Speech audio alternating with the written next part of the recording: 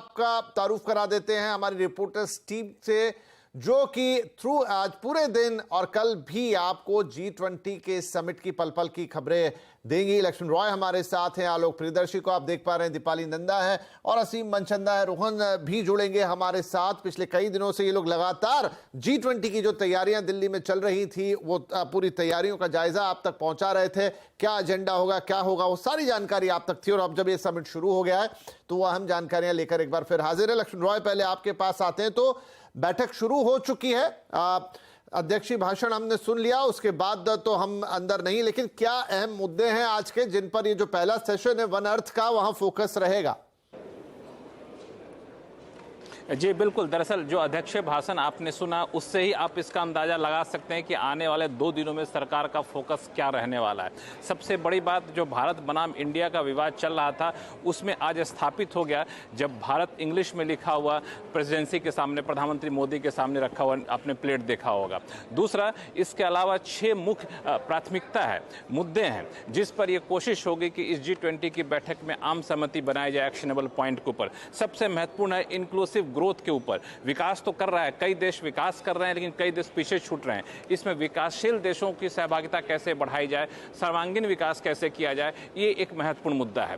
दूसरा मुद्दा है कि विकास हम करें लेकिन विकास के साथ साथ पर्यावरण को हम ना भूलें। पर्यावरण एक बहुत बड़ा मुद्दा हो रहा है। यूरोपियन यूनियन के प्रतिनिधि यहाँ पे आए हुए हैं, US है, UK हैं, सबके लिए पर्यावरण एक बहुत बड़ा मुद्दा है क्योंकि ग्लोबल वार्मिंग से सब जूझ रहे हैं। तो उसमें एनवायरमेंट फाइनेंसिंग की बात है, ग्रीन फाइनेंसिंग की बात है कि जो लोग पर्यावरण को बढ़ावा दे रहे हैं उनको वित्तीय रूप से कुछ राहत दीजिए, अंतर्राष्ट्रीय ट्रेड में उनको बढ़ावा दीजिए। ये एक दूसरा मुद्दा है। तीसरा सबसे बड़ा मुद्दा है डिजिटल पब्लिक इंफ्रास्ट्रक्चर को लेकर के। डिजिटल पब्लिक इंफ्रास्ट्रक्चर का मतलब ये हुआ कि हर देश पेमेंट सिस्टम हो, फाइनेंशियल इंक्लूजन हो, वहां पे डिजिटल इंफ्रास्ट्रक्चर को मजबूत करे। एक्सपोर्ट इंपोर्ट में कागजी कार्रवाई की जगह डिजिटल इंफ्रास्ट्रक्चर को वहां पे मजबूत करे। तीसरा मुद्दा यहाँ पे जो अंतर्राष्ट्रीय संगठन है, WTO हो, वर्ल्ड ट्रेड ऑर्गेनाइजेशन हो, यूनाइटेड नेशन हो, ऐसे भी जो मल्टीलैटरल संगठन है, प्लेटफॉर्म हो, उनको कैसे मजबूत किया जाए, उसमें सभी देशों की भागीदारी कैसे हो, ये सुनिश्चित किया जाना है। हालांकि एक मुद्दा जो काफ़ी सबकी नज़र रहेगी, उस पर भारत के लिए चुनौती भी होगी आम सहमति बनाने की, वह है कि रूस यूक्रेन युद्ध को जो उपजे हालात हैं उससे कैसे निपटा जाए और जो नई दिल्ली घोषणा पत्र जारी होगा उसमें इसको लेकर कैसे एक बीच का रास्ता अपनाया जाए, भारत के लिए एक बड़ी कूटनीतिक चुनौती रहने वाली है। तो ये कुछ महत्वपूर्ण मुद्दे हैं जो आज से चलने वाले 2 दिनों की बैठक में छाए रह सकते हैं। जी ठीक है, चलिए तो ये वो प्रमुख मुद्दे हैं जो आज की बैठक में छाए रह सकते हैं। लेकिन रोहन हमारे साथ जुड़ गए। तो रोहन, ये तो मुद्दों की बात हो गई, लेकिन अगर आज के पूरे दिन का मैं कार्यक्रम आपसे पूछूं तो वो क्या है, कब क्या क्या चीजें होनी है? 2 सेशन हैं आज और उसके अलावा और भी चीजें हैं, आप हमें विस्तार से बताएं।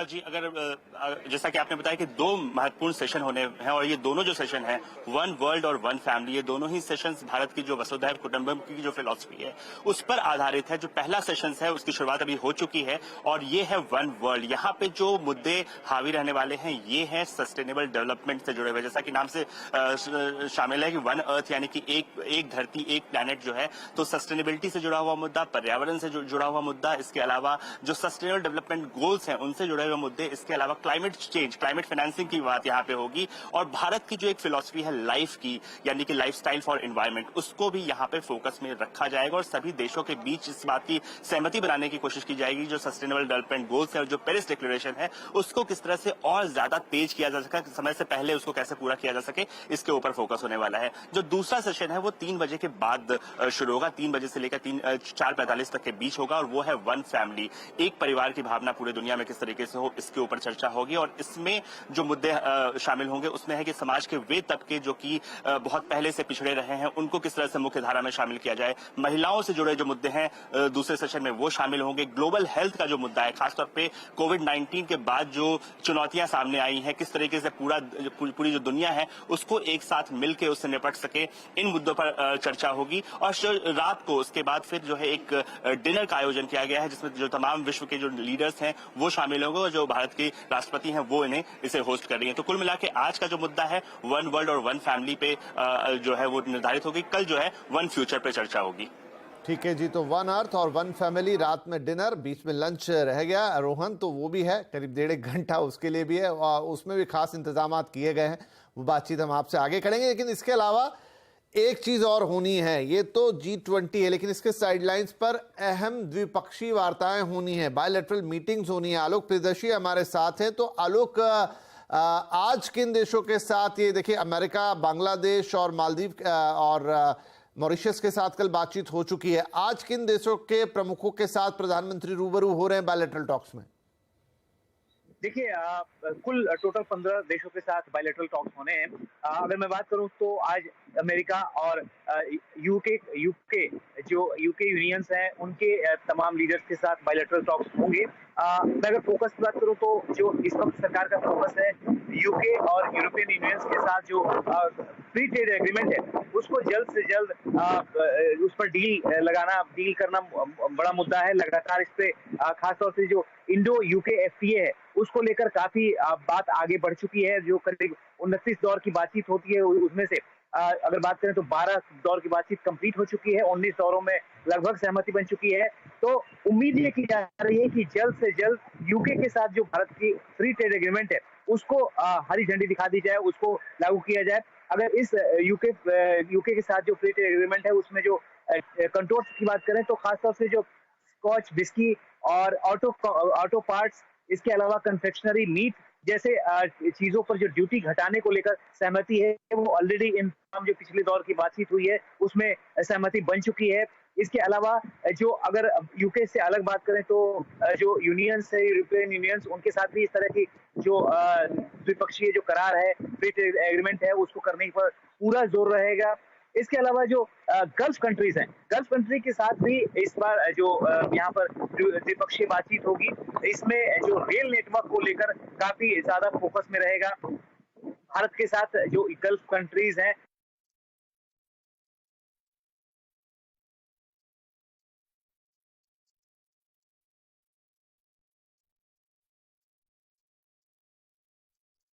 जो गल्फ कंट्रीज हैं, खासतौर से UAE है, वहां पर जो रेल नेटवर्क है उसको बिछाने में भारत अहम योगदान दे सकता है। तो इन तमाम चीजों को इस पर ग्रीन सिग्नल, इस पर सहमति बनाने को लेकर जो द्विपक्षीय बातचीत है उस पर सहमति बनाने की पूरी कोशिश इस दौरान जो G20 का अहम मंच है उस दौरान होगी। हालांकि इसकी बैठकें पहले से भी लगातार चलती रही हैं और जो पूरा जो बायलैटरल फोकस है वो इस वक्त चल रहा है और जो कंट्रीज के जो टॉप लीडर्स हैं वो बैठ के इस जो बायलैटरल्स है उसको उस पर सहमति बनाने पे जुटे हुए हैं। अमेरिका के बारे में असीम हमारे सहयोगी बताएंगे।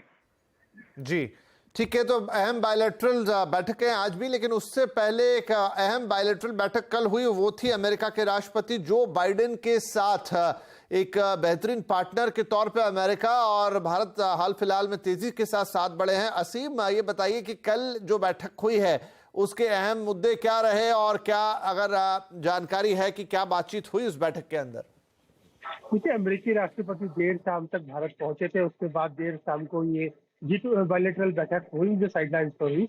और खासतौर से कि आपको याद होगा कि पिछले महीने प्रधानमंत्री मोदी अमेरिका गए थे, वहां पर काफी सारे उन्होंने एग्रीमेंट साइन किए थे, काफी सारी डील्स की अनाउंसमेंट की थी। तो उसकी प्रोग्रेस को रिव्यू किया गया, खासतौर पर कि माइक्रोन अगले 5 साल के अंदर भारत के अंदर सेमीकंडक्टर में $400 बिलियन का निवेश करना चाहता है। तो उसकी प्रोग्रेस को लेकर के दोनों देशों ने काफी सेटिस्फेक्शन जताया कि हाँ, काफी बातचीत आगे बढ़ रही है। इसके अलावा ICT को लेकर के, स्पेस को लेकर के जितने भी समझौते हुए, जितने भी दोनों देश आगे चल रहे हैं, दोनों बातचीत कर रहे हैं, तो उसको लेकर भी दोनों देशों ने काफी सहमति जताई कि इसकी जो प्रोग्रेस चल रही है वो काफी अच्छी है। इसके साथ साथ भारत और जो अमेरिका है वो 5G और 6G को लेकर के अपने ओपन रैन के लिए काम करना चाहते हैं। 2 टास्क फोर्स ऑलरेडी बन चुका है, 6G भारत और भारत 6G अलायंस बना चुका है। तो उसके लिए भी डिस्कशन काफी हुआ कि जो एक अमेरिकी की मैन्युफैक्चर्ड कंपनी है वो भारत के टेलीकॉम कंपनी के साथ ओपन रैन की दिशा में काम करेगी। ये सारे डिस्कशंस ऑलरेडी हैपन हो चुके हैं। भारत और अमेरिका के बीच में जो ट्रेड है, खासतौर से डिफेंस डील है, उसको लेकर के भी एग्रीमेंट साइन किया गया। तो कुल मिलाकर के एक पॉजिटिव यहाँ पर स्टेटमेंट हमको निकल करके आता हुआ दोनों देशों के बीच में नजर आ रहा है।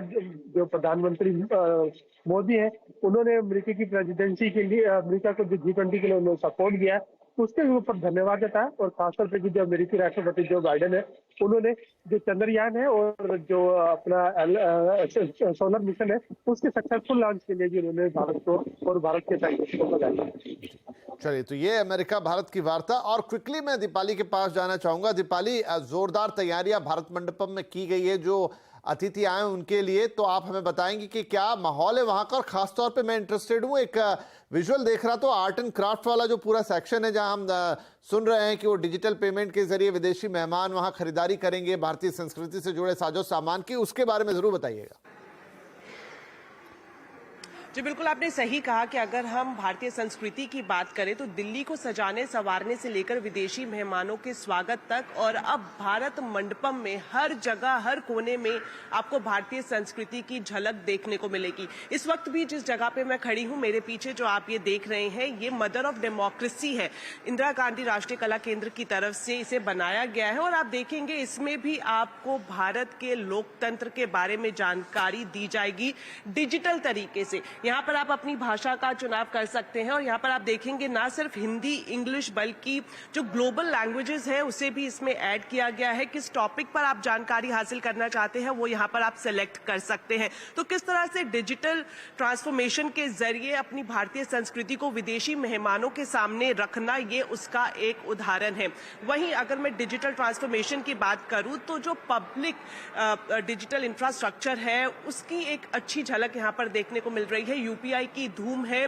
आरबीआई ने एक इनोवेशन पवेलियन बनाया है जहां पर विदेशी मेहमान जा रहे हैं और यूपीआई के जरिए ट्रांजैक्शन कर रहे हैं। खासतौर पर विदेशी मेहमानों के लिए जिनका भारत में अकाउंट नहीं है, उनके लिए यूपीआई वन वर्ल्ड करके एक सिस्टम तैयार किया गया है जिसके चलते वो डिजिटल ट्रांजैक्शन कर पा रहे हैं। साथ ही साथ वन डिस्ट्रिक्ट वन प्रोडक्ट जिसे प्रधानमंत्री नरेंद्र मोदी ने बड़े स्केल पर लॉन्च किया था, उसकी झलक भी यहाँ पर देखने को मिल रही है। भारत में जो जीआई टैग प्रोडक्ट्स हैं उन्हें भी यहाँ पर शोकेस किया गया है। जी चलिए, तो काफी कुछ हो रहा है G20 के अंदर, लगातार आपको जानकारी देती रहेगी हमारी पूरी टीम। लेकिन मेरे लिए वक्त एक फटाफट ब्रेक ले लेगा और ब्रेक के बाद हमारे साथ होंगे हमारे एक्सपर्ट शिवकांत शर्मा जी। उनसे बातचीत करेंगे और जानेंगे कि आज जो प्रधानमंत्री ने शुरुआती भाषण में जो भी अहम मुद्दे बोले हैं उनका क्या मतलब है और खास तौर पे वो जो अध्यक्षता मिली है अफ्रीकन यूनियन को, क्या वो भारत के लिए एक बड़ा अचीवमेंट है। छोटे से ब्रेक, बातचीत जारी है।